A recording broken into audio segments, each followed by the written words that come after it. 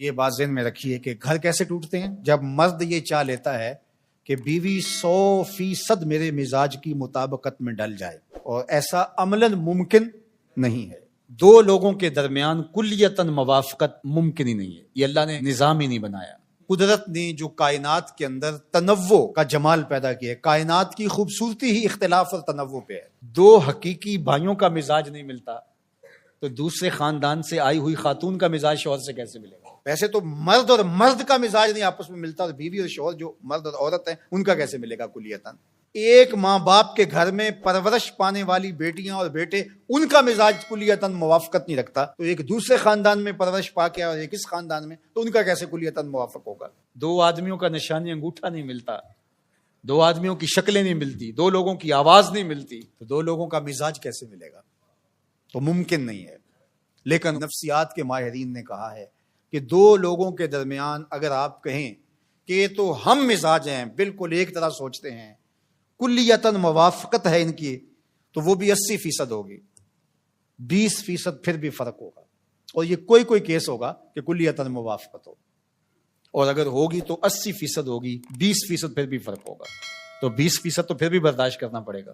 تو جب مرد نے یہ طے کر لیا کہ عورت کلیتاً میرے مزاج کے مطابق ہو تو پھر ٹھیک ہے، پھر گھر اچھا رہے گا۔ اگر میرے مزاج سے تھوڑا سا تفاوت بھی ہوا تو گھر میں لڑائی ہوئی تو گھر کبھی بھی امن کا گہوارہ بن نہیں سکتا۔ اور اگر یہ بات عورت نے سوچ لی، جو اکثر عورتیں سوچتی ہیں، اور وہ کہتی ہیں کہ یہ مرد بالکل میری مٹھی میں بند ہونا چاہیے، یہ سوچے بھی تو میرے مزاج کی مطابقت میں ڈل کے سوچے، اور اس کے لیے ان کو کسی عامل سے تعویذ لینا پڑے، اور عامل کہتے ہیں کہ سنگ دل سے سنگ دل محبوب قدموں میں، تو شوہر تو چیز ہی کوئی نہیں ہے، تو پھر وہ اس کے پاس بھی جاتی ہے کہ شوہر بالکل میری مزاج کی مطابقت میں ہو، اور اس کے لیے شوہر کی لائی کمائی ضائع کر دیتی ہیں، اور ساری زندگی یہ مسئلہ حل ہی نہیں ہوتا، کیونکہ یہ حل ہونے والا ہی نہیں ہے، یہ مسئلہ لا ینحل ہے۔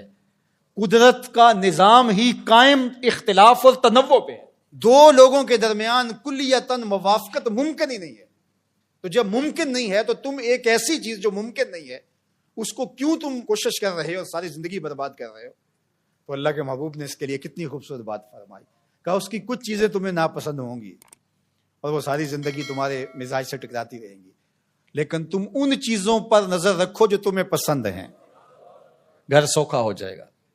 اللہ اکبر۔ اور ان پسندیدہ چیزوں میں سے ایک چیز عورت کی وفا ہے، اور یہ تقریباً ہر عورت میں ہوتی ہے۔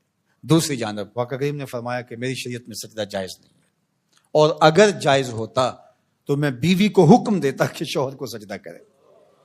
اس سے بلیغ انداز شوہر کے حق کو بیان کرنے کا نہیں ہو سکتا۔ اب یہ ایک فرمان سے حضور نے ایک تو ممانت فرما دی، غیر اللہ کے لیے سجدہ روا نہیں ہے، تعظیمی سجدہ بھی روا نہیں ہے، حالانکہ تعبدی تو کبھی بھی روا نہیں ہوا، یہ تعظیمی سجدہ تھا، اور میں اگر جائز ہوتا تو میں بیوی کو اس کا حکم دیتا کہ وہ شوہر کے لیے سجدہ ریزی کرے۔ اب بتائیے کہ کس قدر بلیغ انداز ہے شوہر کے حقوق بیان کرنے کا۔ اور پھر آگے کیا خوب بات کہی، ہن لباس لکم وانتم لباس لہن، تم ان کا لباس ہو اور وہ تمہارا لباس ہے۔ قرآن تو قرآن ہے نا، کنایتاً ایک لفظ استعمال کیا، لیکن قرآن کی بلاغت، اللہ اکبر۔ لباس پردہ ہوتا ہے، ڈھانپنے والا ہوتا ہے، تو میاں بیوی ایک دوسرے کے عیبوں کو، کمیوں کو، تاہیوں کو ڈھانپنے والے ہوتے ہیں، نہ کہ نشر کرنے والے۔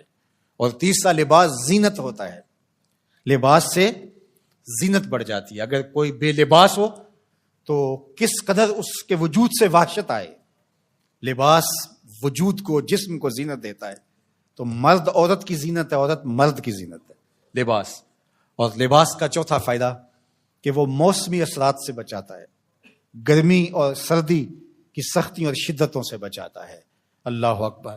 تو ایک لفظ بیان کر کے اللہ تعالیٰ جل شانہ نے کیسا مانوی حسن یہاں بیان فرمایا، وہ تمہارا لباس ہے اور تم ان کا لباس ہو۔